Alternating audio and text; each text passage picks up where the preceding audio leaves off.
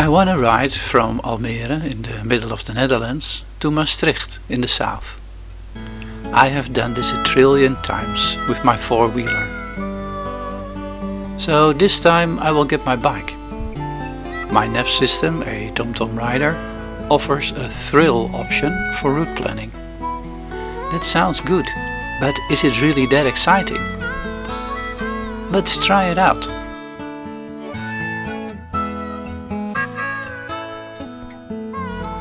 Please hop on and find out how thrilling this TomTom route will be.